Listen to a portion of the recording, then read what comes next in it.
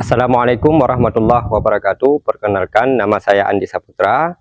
Saya adalah guru di MTS 1 Kota Luk Sumawe yang mengajar mata pelajaran fikih dan juga mahasiswa PPG dalam jabatan kategori 1 tahun 2025 di LPTK IAIN Kerinci Riau. Pada hari ini saya akan menunjukkan praktek pembelajaran di uji kinerja, dan materi yang akan saya praktekkan adalah tentang sholat Jumat, di mana nantinya siswa akan dibekali dengan pembahasan secara ceramah, dan juga siswa nantinya akan mempraktekkan tata cara menjadi seorang khatib, yakni dengan mempraktekkan membaca rukun 2 al-khutbah. Sekian dan terima kasih. Selamat menyaksikan. Assalamualaikum warahmatullahi wabarakatuh. Assalamualaikum warahmatullahi wabarakatuh. Waalaikumsalam warahmatullahi wabarakatuh. Alhamdulillahirabbil alamin. Terima kasih banyak. Hari ini kita berjumpa kembali pada pembelajaran fikih, di mana pada hari ini kita akan belajar tentang materi di semester 2. Di mana materi fikih pada kali ini kita akan belajar tentang materi salat Jumat. Nah, salat Jumat ini merupakan kewajiban yang diberikan kepada kita sebagai umat Islam, khususnya bagi yang laki-laki. Nah, sebelum kita mulai pembelajarannya anak-anak, Bapak ingin mengabsen dulu. Nah, siapa yang tidak hadir pada hari ini? Nah, ada kira-kira yang nggak hadir? Ada berapa orang, nak? Berapa orang yang nggak hadir? Nggak realnya berapa orang? 3 orang. 3 orang nggak hadir ya? Ada keterangannya? Sama sekretaris biasa kan? Sakit. Oh. Baik. Nah, juga dalam pembelajaran ini nanti Bapak akan sedikit memberikan tugas, yakni tentang materi yang berhubungan dengan salat Jumat.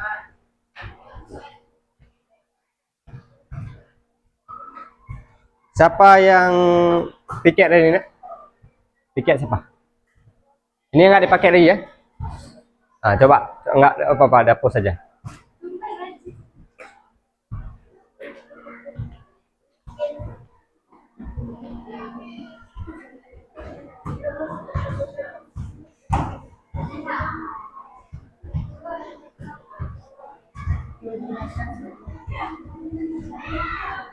Kira-kira sebelah sana kalau Bapak tulis ada silau enggak?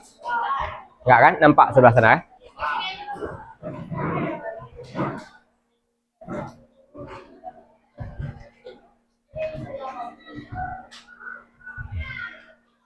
Oke.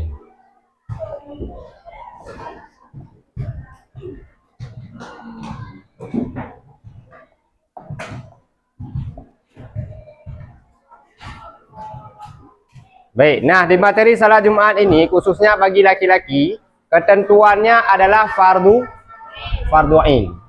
Artinya di hari Jumat nantinya laki-laki itu tidak diwajibkan salat duhur, tapi wajib salat Jumat. Berbeda dengan yang perempuan. Kalau perempuan, misalnya perempuan itu nekat dia pergi ke masjid, nah sampai ke masjid dia ikuti salat Jumat, maka salat zuhurnya sudah tertunai. Ya, cuma nanti kalian cuma sendiri kadang-kadang di sana, nggak dikasih saf kan? Ya, itu yang jadi masalah. Tapi kalau perempuan, Pak, misalnya kami mau ke masjid sholat Jumat, apakah kewajiban zuhur pada hari Jumat itu sudah tertunai? Sudah. Nah, mau rencananya pergi Jumat yang perempuan, paling disuruh jaga parkir karena kewajiban itu bagi laki-laki. Nah, maka dalam materi sholat Jumat nanti kita akan pelajari tentang yang pertama syarat sah, kemudian syarat wajib. Terkait dengan syarat sah, kira-kira apa-apa saja yang diwajibkan ataupun yang harus dipenuhi oleh seorang muslim untuk bisa melakukan sholat Jumat? Kira-kira apa-apa saja? Yang laki ini. Yang pertama tentu saja Islam. Setelah Islam, balik. Kemudian berakal. Apalagi? Tidak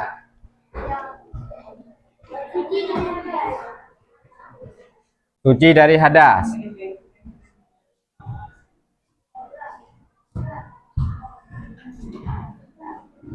Kemudian harus terdiri dari 40 orang ahli Jumat. Kemudian apa lagi? Orang tersebut menetap di tempat tersebut. Atau dengan istilahnya mukim. Nah, ini syarat-syarat yang harus dipenuhi oleh seorang muslim yang ingin melakukan sholat Jumat. Tentu saja syaratnya seperti ibadah yang lain kan. Yang pertama Islam. Makanya kalau ada kalian punya kawan yang non muslim, dia pengen pergi Jumat katanya. Kabalung 3 ke masjid. Bawa saya dulu sebentar ke masjid mau salat Jumat kan. Walaupun dia melakukannya secara sempurna dan bahkan lebih lihai mereka dalam melakukan ibadah, tetap tidak terhitung sebagai ibadah. Kenapa? Karena tidak punya syarat Islam. Nah, itu yang pertama. Pokok yang pertama harus beragama Islam. Bagi non-muslim, maka tidak ada ketentuan bagi mereka untuk melakukan ibadah seperti kita. Nah, kemudian yang kedua, balik. Balik ini merupakan syarat seseorang itu bisa melakukan dan diwajibkan melakukan ibadah. Kira-kira kalau laki-laki, dia baliknya di umur berapa? Yang laki, kalian umur berapa? Laki-laki. Ini kira-kira ada umur berapa kalian sekarang? 13. Kalau yang cewek? Cewek umurnya berapa? Sama juga kan kalian 13 juga kan? Kalau tahun ini. Nah, secara ketentuan balik itu dihitung baik dengan umur ataupun memang kedua orang itu pernah mimpi basah. Nah, jadi kalau misalnya Pak, saya punya kawan umurnya 7 tahun, dia bilang udah mimpi basah, udah balik itu. Kayak anak kecil yang sudah mimpi basah tapi masih berumur 9 tahun, udah jadi balik. Berarti dia sudah wajib untuk melakukan ibadah, baik salat, puasa, zakat, haji dan sebagainya. Berbeda dengan anak-anak yang belum berusia balik. Nah, anak-anak yang belum balik, dia tidak punya kewajiban untuk melakukan ibadah. Tetapi, orang tuanya itu harus menganjurkan si anak untuk ibadah. Nah, misalnya kalian yang waktu masih SD kan disuruh sholat kan? Walaupun ketentuannya belum wajib. Tujuannya untuk apa? Untuk terbiasa. Karena kalau tidak dianjurkan di waktu kecil, tubuh kita ini tidak terbiasa untuk sholat. Nah, makanya sering kita lihat orang malas sholat. Kenapa malas sholat? Karena tidak terbiasa dianjurkan di waktu kecil. Nah, seperti itu. Kemudian, kalau untuk perempuan tadi, hitungannya kalau yang kebiasaan, laki-laki itu di usia 15 tahun. Kalau perempuan 12 sudah balik. Makanya jangan heran kalian.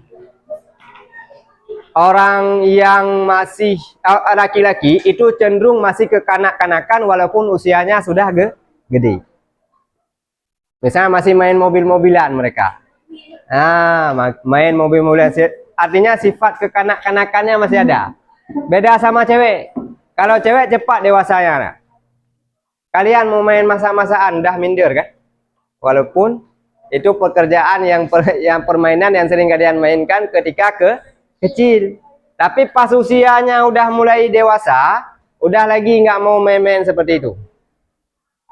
Nah, cenderung mereka lebih dewasa. Cewek itu cenderung lebih dewasa daripada laki-laki.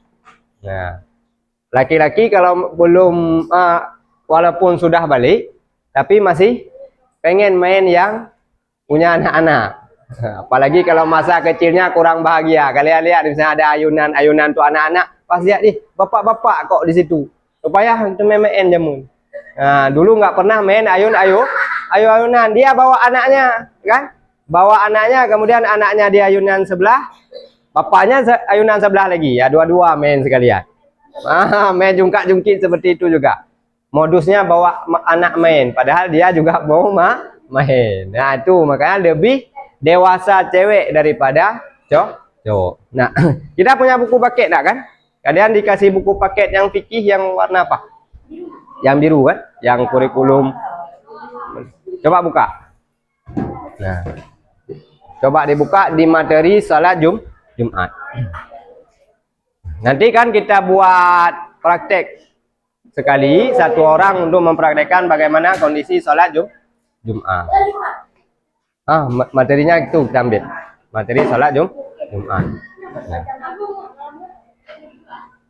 Udah, coba dibuka. Nah. Buku yang digunakan buku ini kan? Coba dibuka di materi salat Jumat.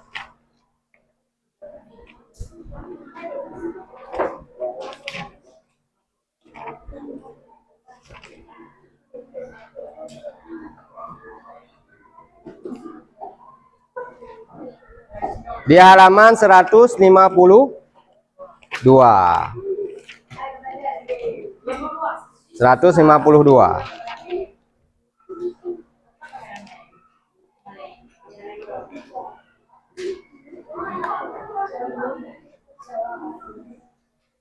Nah, yang tadi kita sebutkan di sini, ini merupakan syarat wajib.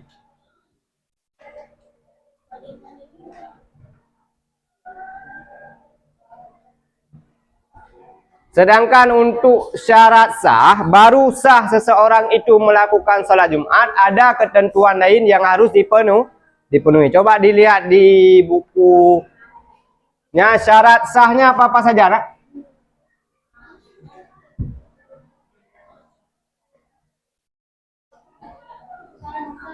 Syarat sah Jumat.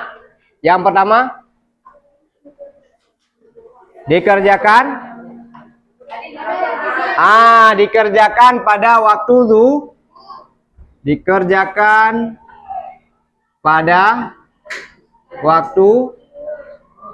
zuhur. Artinya, tidak boleh seseorang di hari Jumat itu melakukan sholat Jumat sebelum masuk waktu zuhur. Misal, mau sholat Jumat Pak jam 10 biar cepat. Jadi, di hari Jumat, sholat Jumatnya jam 10. Kira-kira sah nggak? Tidak. Kenapa? Karena belum masuk waktu zuhur. Begitu juga jika waktu zuhurnya sudah selesai, maka kewajiban sholat Jumat juga telah berakhir. Seseorang yang misalnya nggak Jumat dia, istirahat siang jam 12, tahu-tahu bangunnya udah jam 3. Nah, berarti Jumatnya udah selesai. Bagi orang tersebut, dia tidak lagi wajib sholat Jumat, tetapi harus sholat zuhur. Nah, seperti itu. Tapi dosa meninggalkan sholat Jumat udah ada. Karena kewajiban pada hari itu bukan sholat zuhur, tapi sholat Jumat. Itu masuk ke apa? Syarat sah Jumat. Yang kedua apa lagi? Dilaksanakan di pemukiman. Maksudnya apa nih? Dilaksanakan di pemukiman. Di kampung masing-masing. Artinya, ketika dikatakan dilaksanakan di pemukiman, orang yang menetap di lokasi tersebut, maka kewajibannya itu mengerjakan sholat Jumat di lokasinya. Ya. Tetapi bagi orang yang musafir, makna mukim ini kan orang yang menetap. Lawannya orang musafir. Kalian mau melakukan perjalanan misalnya. Hari Jumat, Pak, saya mau melakukan perjalanan ke luar daerah. Mau jumpa saudara yang ada di daerah lain. Kalian berangkat misalnya jam 10. Nah, dari jam 10 itu kan nanti masuk waktu duhur kan? Kalian masih di perjalanan. Nah, kondisi kita yang sedang musafir itu, kita tidak wajib sholat Jumat, tapi kita boleh sholat duhur. Nah, paham? Jadi kalau ada orang yang bermusafir di hari Jumat, maka di perjalanan ketika misalnya dia mau sholat duhur, dia sholat duhur. Tidak sholat Jumat. Kenapa? Karena dia kategorinya musafir. Selanjutnya apa lagi, nak? Dilaksanakan secara berjamaah. Berarti kalau seandainya sholat Jumat itu dilakukan sendiri-sendiri, maka tidak sah. Nah, jadi harus dilakukan secara berjamaah. Beda nggak sama sholat duhur? Beda kan? Kalau sholat duhur kira-kira kalau nggak berjamaah, sholatnya sah nggak? Sholat duhur? Sah. Jadi kalau sholat duhur itu sah walaupun tidak berjamaah. Tetapi sholat Jumat tidak boleh tidak berjamaah, nak. Nah, nggak ada istilahnya sholat sendiri. Harus berjamaah. Kenapa? Karena ini masuk ke syarat sah. Selanjutnya, apa lagi? Syarat sah Jumat. Nah, laki-laki merdeka. Dan sudah balik. Tahu nak laki-laki merdeka ini seperti apa? Kalian ini kira-kira udah merdeka apa belum? Udah. Perbedaannya, orang dulu ada yang statusnya merdeka, hurun namanya, dan ada yang statusnya hamba. Jadi era dulu tuh ada yang ini merdeka. Satu lagi lawannya abdun. Abdun ini lah hamba, bahasa kita itu kan pembantu. Akan tetapi statusnya tidak merdeka. Artinya si hamba ini kalau di era masa Rasulullah dan sesudahnya itu diperjualbelikan ya. Nah, jadi hamba ini statusnya bisa diperjualbelikan. Tapi alhamdulillah selama masa Rasulullah menginginkan supaya semua umat Islam ini statusnya merdeka. Jadi korban-korban perang pada saat itu kan statusnya yang diambil oleh orang-orang kafir misalnya itu dijadikan hamba. Nah, bagi hamba yang masih ada misalnya. Tapi kalau sekarang tidak adalah semua orang sudah merdeka kan? Kalian mau dibilang pembantu? Enggak kan? Tapi di rumah kalian bantuin mama. Nah, berarti kalian hamba juga kan? Hamba dalam artian kita berbakti kepada orang tuh. Nah, bukan kalian hamba dalam status hamba seperti ini. Ini bisa dijual kalian kalau nggak ada lagi dia. Dilelang di Shopee kalian nih. Nah, ataupun mama kalian left ya, ayo kan check out sekarang juga, pas dilihat keranjang kuning, anak pertama, anak kedua, anak ketiga. Anak pertama beban keluarga. Jadi agak lebih murah betul. Agak lebih murah ada. Anak kedua agak sedikit banyak makan. Nah, dibuat ini spesifikasinya anak pertama beban keluarga, sering bangun telat, kemudian marah-marah. Nah, check out sekarang juga. Ayo bunda-bunda di check out payment sekarang juga. Pas kadang keranjang kuning ternyata anak yang dijual. Karena kenapa? Karena orang tua berpikir anaknya itu hamba. Tidak seperti itu. Kalau dulu bisa anak. Kalau dulu anak hamba itu bisa diperjualbelikan. Jadi kalau hambanya itu kuat, itu harganya pasti mahal. Kenapa? Karena bisa untuk bekerja. Tapi kalau hambanya agak lemah, lapis, dengan meja, kita suruh ke depan, dia ke belakang dan jalannya. Nah, itu dilarang murah-murah, dapat diskon ongkir juga lagi. Nah, maka alhamdulillah kita sangat syukur kepada Allah. Di era sekarang tidak ada lagi perbudakan. Nah, makanya illegal logging, tahu illegal logging? Human trafficking, tahu human trafficking? Kasus penjualan manusia. Itu menjadi perbuatan kriminal. Orang-orang yang diiming-imingi bekerja di sebuah tempat di luar negeri kan? Nah, bilang sama kawannya, "Idung kuna ajak ke Jepang, mau kerja di Jepang." Tahu-tahu di sana udah dijual. Nah, kayak di Kamboja, Myanmar tuh kan, udah ditangkap, dijual organnya kan. Nah, makanya hati-hati, jangan tergiur dengan gaji yang tinggi walaupun kita ini lagi butuh kerja. Oke, siap.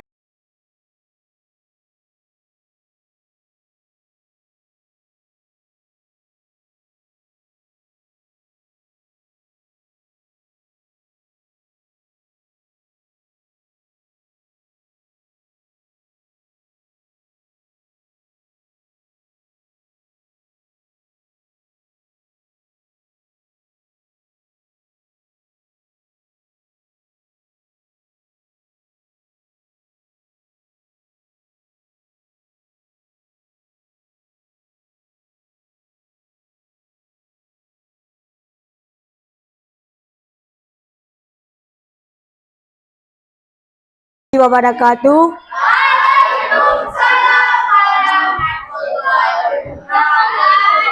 Perkenalkan, nama saya Zakil Al-Fatih. Langsung kita masuk dalam acara praktek khutbah Jumat. Nah, sekarang kita akan lihat kawan kita mempraktekkan pembacaan rukun 2 Al-Khutbah. Coba disimak. Silakan. Alhamdulillahi Rabbil Alamin. Allahumma salli ala Sayyidina Muhammad wa ala alihi wa sahbihi ajma'in. Ayuhan nas, ittaqullaha haqqa tuqatih wa la tamutunna illa wa antum muslimun. A'udzu billahi minasyaitonir rajim. Bismillahirrahmanirrahim. Qul huwallahu ahad, Allahus samad, lam yalid wa lam yulad wa lam yakul lahu kufuwan ahad. Barakallahu li wa lakum fil Qur'anil Karim wa nafa'ni wa iyyakum bima fihi minal ayati wa dzikril hakim wa taqabbala minni wa minkum tilawatahu innahu was-sami'ul alim. Nah, ketika khatib duduk, maka di situ apa yang kita lakukan sebagai jemaah? Berdoa. Setelah berdoa, kemudian khatib kembali bangun untuk khutbah yang kedua. Silakan. Alhamdulillahi Rabbil Alamin. Allahumma salli ala Sayyidina Muhammad wa ala alihi wa sahbihi ajma'in. Ayuhan nas, ittaqullaha haqqa tuqatih wa la tamutunna illa wa antum muslimun. A'udzu billahi minasyaitonir rajim. Bismillahirrahmanirrahim. Qul huwallahu ahad, Allahus samad, lam yalid wa lam yulad wa lam yakul lahu kufuwan ahad. Allahumma muslimina wal muslimat, wal mu'minina wal mu'minat, birahmatika ya arhamar rahimin. Wala zikrullah akbar, wallahu ya'lamu ma tasnaun. Aqimus shalah.